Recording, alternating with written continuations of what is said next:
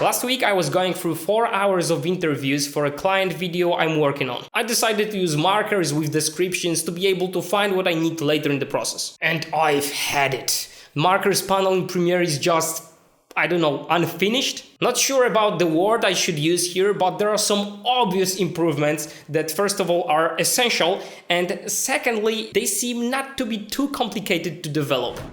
First one, why can't I export markers as stills? Feels like an intuitive thing to have in such a panel, right? Recently I reviewed Kino on the channel and it has not only that, but also export to Excel file, something that also would be very useful to have in markers panel. I would love to be able to export 4 hours of interviews with markers descriptions, timecodes, thumbnails as an Excel file like in Kino. And sure, I should have done it in Kino in the first place, but I'm using Team Projects feature to work with my client and he already synchronized footage for me in the project, so it made more sense to keep it in Premiere Pro natively. Next one, batch assign marker color. We can filter by color, but what about editing it? Also, filtering should be redesigned from the ground with options like contains word X but doesn't contain word Y, etc. And although we can use such filtering options in finding timeline feature when we hit Ctrl+F on the keyboard in an active sequence, I think it should be native to markers panel.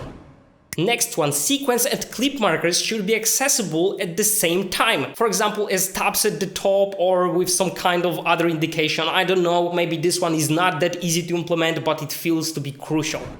And yet another one, we have markers name, markers description, but I think they should redesign the panel and implement keywords, tags into it. And sure, we could do it in the description like I did for my interviews, but still it's 21st century, right? All of it came kind of as a surprise to me because I usually don't use markers in 4 hours long sequence like this one. Usually I just use markers for notes for myself. So for example, if I know that I need to replace a clip or something like this, I will put a marker over there. And I use Whipster to gather feedback from clients, and thanks to Whipster panel you can import feedback as markers on the timeline. By the way, if you want a free forever 5 GB Whipster account, just sign up using the link in the description. This account is not available publicly on their website, so I'm really glad that they made it possible for me to give it to you guys. Anyway, I wanted to make a video about markers, but as for now it seems that we need to wait until this markers panel gets better. So let's make a difference. In the description you can find a link to Premiere Pro's user voice forum where you can vote for changes, for improvements I suggested. Let's fight for a better future of Premiere Pro together.